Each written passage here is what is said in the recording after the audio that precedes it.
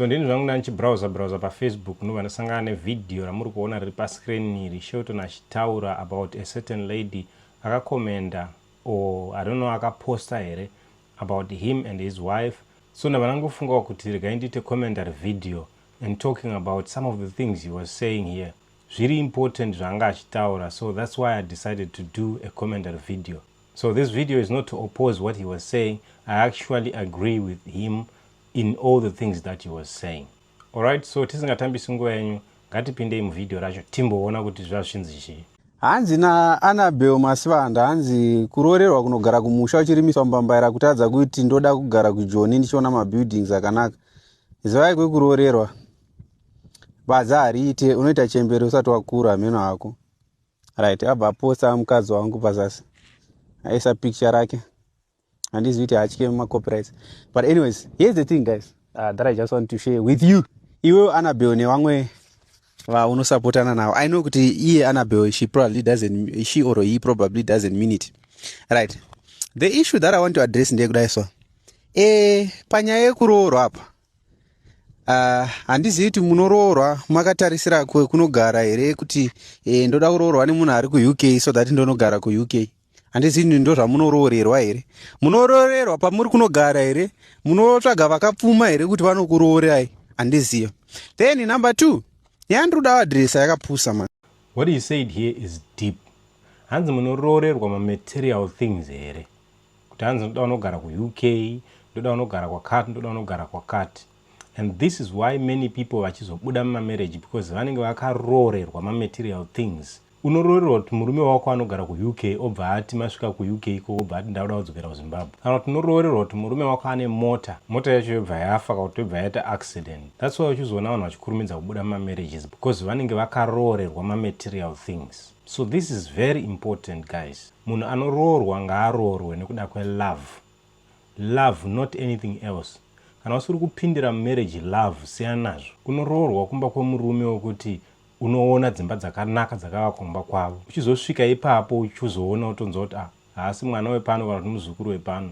But wakangoroorwa only because wakaona kuti kumba kwavo kune mombe, kana wakaona kuti kumba kwavo kune dzimba dzakanaka. Reason yamuri kuroorwa nayo haisi valid. That's why vazhinji marriages asiri kumira. Izvozvi zvinenge uri kuZimbabwe udana nemunhu ari kuSouth Africa ari kuCape Town because iwe usati wambokuya kunoku unofungidzira kuti kune good life, unofungidzira kuti kunoraramika zvakanaka, then wazouya kunoku iwewo wotoona kuti life yandaifungidzira haisiriyo, ndipo paunoiwa kuda kudzokera, ndipo wakutosiyana nemarriage. So reason yako yekuroorerwa haifanirwi kunge iri material gain, ngaive love towards the person, love towards your spouse. Vamwe venyu vari kudivorce because unoziva murume wako achigara kuHarare ndiko wakamuzivira, but murume wako anozoti alright ndoda kudzokera kuGokwe kana kuti ndoda kudzokera kuMasvingo kana ndoda kudzokera kuMberengwa just for the fact yekuti iwe usikuda kuenda kuMasvingo mwakutodivorce. So wakaroorerwa kugara muHarare here? Chii chawakavinga marriage? Kugara muHarare here kana kuti wakavinga rudo?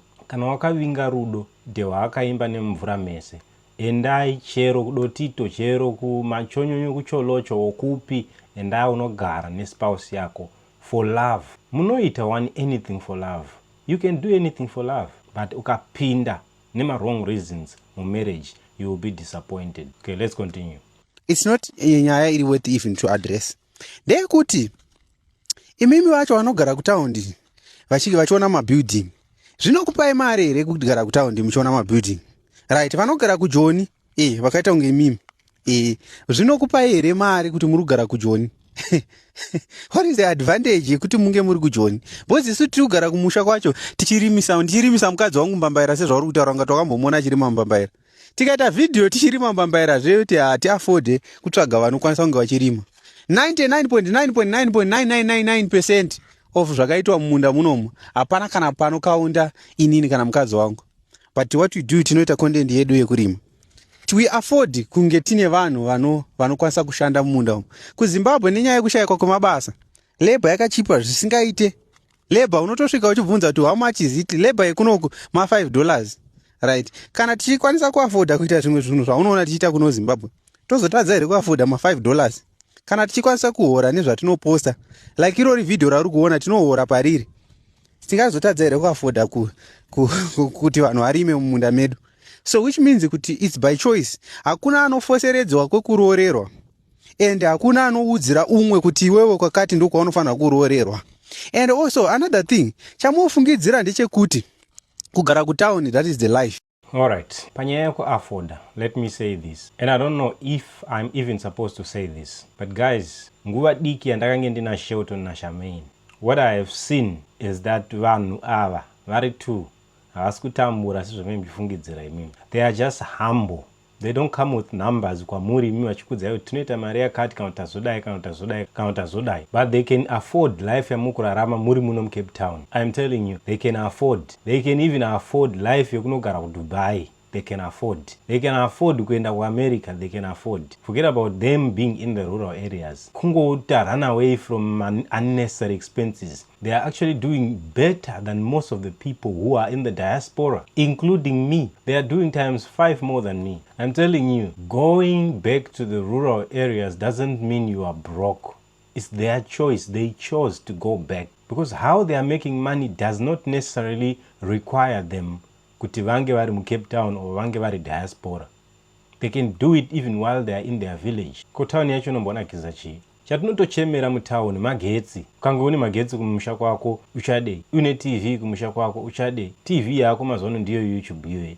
Vane wifi, vane zvese. They are actually living their best lives. Imi muchiri kudada nekushanda, but they are self-employed. They are not just showing you the numbers because they are so humble. I'm telling you, I have seen the numbers. If I was the one with those numbers that I saw, I'm telling you, maybe I would be a different person. I would not even know how to behave. Shelton is actually younger than me, but he's doing way much better than me. Nobody buys a vehicle that is worth above $10,000 and remain broke. If you don't like somebody, just leave the person alone. Just leave their page. So when it comes to their lifestyle, I can tell you and guarantee you that they are doing better than most of us here. I admire their life. I have seen it and I'm copying it. Imagine I'm copying somebody who is younger than me, and I'm not even ashamed to say that. He's doing way much better than me. I saw numbers on one platform, not all the platforms, on one platform. Some of you who are shouting too much, you know, if you have money, if you are making money, I'm telling you, you're not gonna have time to post nonsense on social media. Some of the people who are posting nonsense, who are posting all these things, they are actually broke. They are just finishing up their anger on people. No rich person or a business person, a business-minded person will come and just insult. Those people who come and insult people, they have nothing to do. All they do when they get home is watch videos and they go to sleep. Tomorrow they go to work and they are getting paid a 5,000 rand. Those are the people who talk too much. But you don't know the person you are calling names. They might be getting ×5 or ×10 more than your salary. So it's not really about living in the rural areas. And some people don't expose their lives and say, okay, we are doing this, we are doing that, we are doing that. No, they don't do that. They are just quiet doing their own things. They are not maybe like other content creators who publish everything they do. They may be doing something behind without you even knowing. So there's a point he said after that I want you also to listen to. But when it comes to affording, forget about it. They can afford anything. That same lifestyle that you are mocking, enjoying the buildings in Cape Town and you have nothing, enjoying the buildings in the diaspora. It's not only that lady who said that. There's so many people who says the same thing. People are out there mocking their country. Zimbabwe is known because of people who publishes bad information. Even if it's true,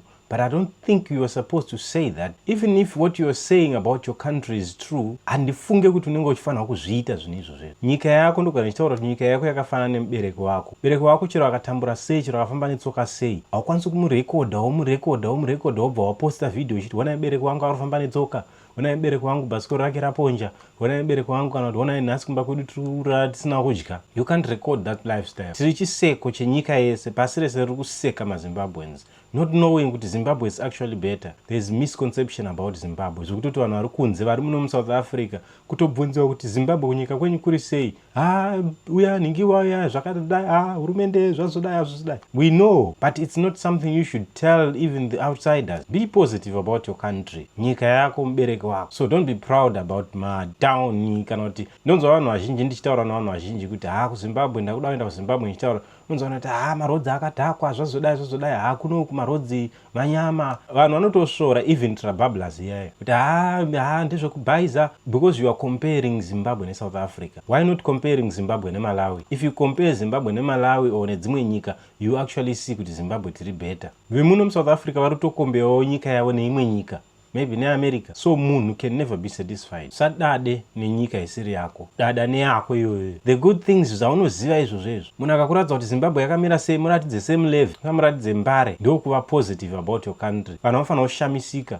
Vana Odemaya vakasvika kuZimbabwe uko vakatoshamisika kuti is this how Zimbabwe is? Akatopopota akati vanhu vemuno muZimbabwe hamusi kunyatsoita basa renyu kushowa Zimbabwe out there. Okay, let's continue watching. Pane kamwe kapfungwa kakapusa zvisingaitika mumaZimbabwe akawanda, noti Annabelle chete, kekufungidzira kuti life iri kutaundi chete.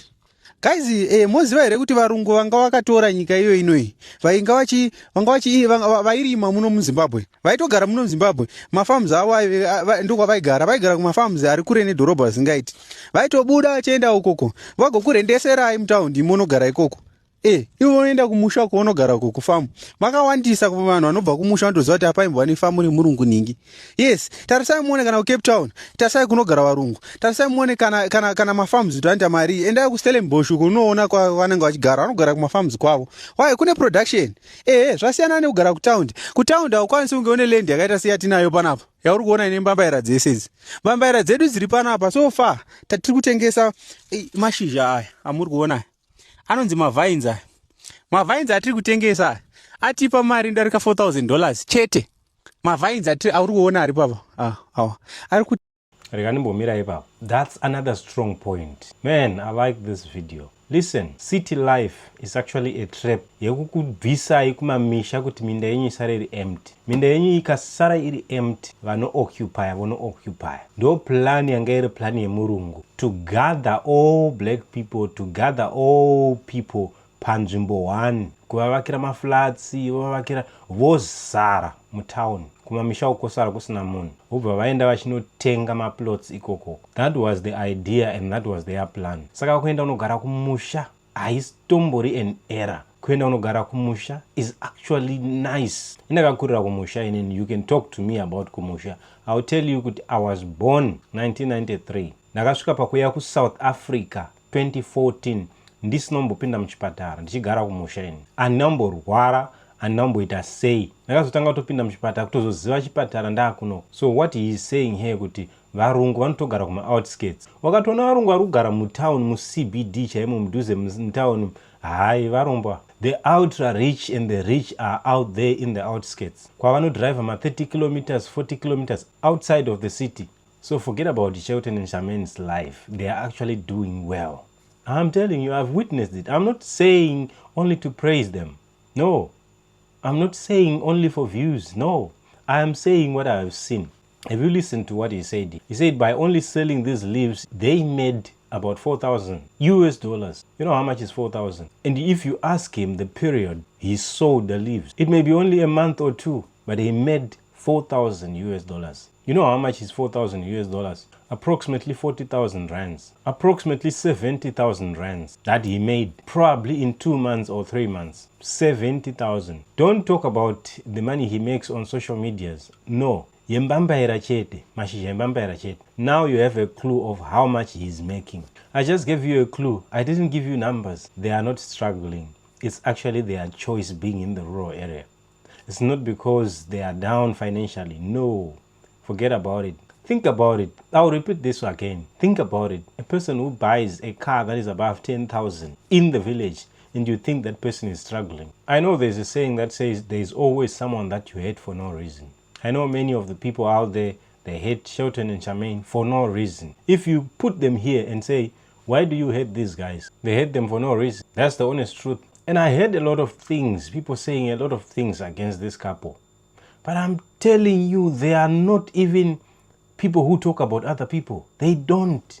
They are up for their business. Even if you look at their content, you will never hear them mentioning somebody else like I'm doing here now. I mention people's names, but they don't do it. Don't you feel ashamed when you fight people who never fight anyone? But these people, you always have them. The Judases, vanenge varipo chete mu comment section. Atengese.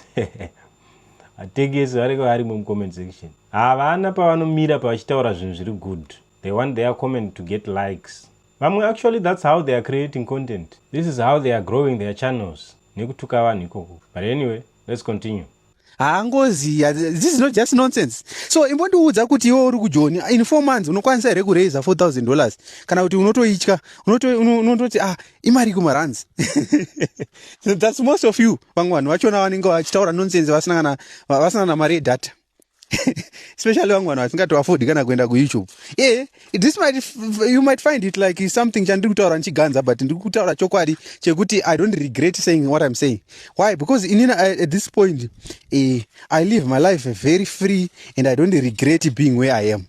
And we made a choice yekuya kumusha not kuti tanga tisinga afford kuenda somewhere. Tinotokwanisa kuafforda, titoriwo qualifications anokwanisa kuti tiende tinorarama tiri kune dzimwe nyika dziri developed, but tisoda kudevelopa kwedu kumba kwamuri kuona ikoko. Ndokwatoda, this is where we find our peace. Hakuna noise, hakuna anotibvunza, ndokwanisa kushedzera ndiri kunoko. Handina kana anondibvunza kuti ko naiwe chi idzi imbambaira idzi. Ndiri kuudza kuti how much we made over $4,000 so far, asi hatisati tachera mbambaira dzaibva. So kana pane vari kutoda mbambaira ndakuda kutanga kudzitengesa dzaibva dzese dzamuriona mbambaira idzi. Tochigadzirawo mari yedu chaiyo. And apa we're expecting over $8,000 pambambaira dzedu 2 hectares dzedu dzakatakarima. The minimum of $8,000 is what we are expecting. And then next season by October ndichitengesa kwamuri kuona uko kwandakarima uko kwamuri kuona kwakarimwa kumberuko. $8,000 per one season. I'm telling you, inini tichikura kumusha patairima tairima cotton. You know how much we were making? Gore rese rekurima taita kana $200 kana $300. As somebody is talking about one season making $8,000 and you are out here in Cape Town, you are out here in the diaspora commenting negatively on somebody who's living his best life. Guys, come on. Don't hate on things that are so nice. You know, things that inspire me. I'm not even angry panemuna I poster or anything. But I'm just happy actually kuti this inspires me. And you're out there saying negative things about this kind of things. What's so nice about South Africa? What's so nice about being in the diaspora? Everybody wants to go home. Vanhu vasiri kutoda kuenda kumba, including iwewe inawe kuti hausi kutoenda inawe kuti hausati waane mari. I'm telling you, ukaita mari chaiyo unodzokera kumusha. There is no place like home. You can be in Dubai, you can be wherever. Kumba kwako ikoko pamba penyu kamba kenyu kakoa usika kane avocado nemengo ipa ikako. You miss it uri mu skyscraper ku Dubai. Why are you in the diaspora looking for greener pastures? Munhu ari ku Zimbabwe, kutobva ku Zimbabwe atori mu greener pastures ku Zimbabwe, iwe uri ku diaspora. After that uchazokwira ndege, uchakwira bhazi chairo. 3 days udzokera ku Zimbabwe. And you are mocking someone who's able to buy motor above $10,000. Mocking somebody who's making 8,000 from Mbambaira. That's minimum. It can be more. From Bedo Mbambaira you can buy another car. Guys, come on. Let's all smile here. This is amazing. Tengesa mashija $4,000. Inini as a Christian, I'm actually encouraging each and every one of us as Christians to go back kumusha kwatakatiza iko hande tino modernize our homes tinorima, because what is coming amusati ready pane zviri kuuya. System ya Antichrist ikauya yaenzi you neither buy or sell ikauya nhasi uno you regret. Kana uri mutendi kana uri mukristu also mira kukomenda zvinhu zviri negative. Be positive always. Don't be like a witch cursing other people. Bless other people instead. Your words can build someone or ruin someone. So this is actually an interesting thing that he has done here. Anyway, let's finish the video. Kuchange kune dzimwe mbambaira dzandodaisa panesari. So ndenge ndiri kutengesa futi. Right. So ndeichitengesa mbeu and mbeu yangu inenge yakawanda. That's why ndiri busy kugadzira mvura make sure ndine mvura yakawanda singaiti. And then iwewe unenge uchiona mabuilding uri koko. Uchiona mabuilding uchikwangwa usangana send muhomwe uchitambudzika. Isu tichigadzira content tichirima futi. Which means kuti these are two ways of earning. And hatiti izvozvo chete. Toinstalla macameras, toinstalla Starlink, titori nazvo zvinhu zvandiri kutaura. So we have everything in stock. Tiri kuita izvozvozvo. Tiri kuita ma-project management, tiri kuno kuZimbabwe. Tichita ma-project management, zvakawanda zvinhu zvatiri kuita. Tiri kuita ma-drone shots, tiri kuita land measuring, like tiri kuita zvinhu zvakawandisa. Zvekuti, tinogara tiri busy, tiri kuno kumusha. Iwe fungidzira kuti tiri kuuya kuno kuzongorima. Hatisweri tichirima. Toswera tichitsvaga mari, because ndo zvatakangwarira. Imimi zvamakangwarira kugona kuita comment section, kungouya muchizowana zvekukomenda. Apa vamwe vacho makagara muri kunyika musingadiwe. Guys, handisi kuti some of your situations mazvokuda, but pamwe pacho ngatidzidzei nekuappreciate vari kuita zvinhu kwazvo. Handimbokunyeperai, isusu hatisati tasvika palevel redu best, tiri kutanga, tiri inonzi stage 1. Hatina kuuya pano kuzozvitutumadza kana kuzozviona ngati ndisu isusu, but kungoonesana. Titoriwo pa stage 1, but tichasvika pa stage yatiri kuenda. Ona munda uyu uri panapa, uchazara mbeu yembambaira iyoyo, ende igopera. Muchingotaura kuti mukadzi akaenda kunorimiswa, umwe akati inini handidi kugara kumusha, zvakati. Haudi kugara kumusha because wakakurira kumusha kwamaingosora muchivesa moto zuva rese muchisora muchimadya mangai. Isusu hatimbofi takararama life iyoyo chero tiri kumusha. Hatimbofi takararama life iyoyo chero tine kaimba kedu kadiki kamuri kuona karapa. Kaimba kedu kadiki kamuri kuona ka. It's a start. Because why? Chakatikoshera hakusi kuva neimba. Chakatikoshera ibusiness. Zvii zvatiri kuita palendi yatiri pairi. Zvii zvatiri kuwana palendi yatiri pairi.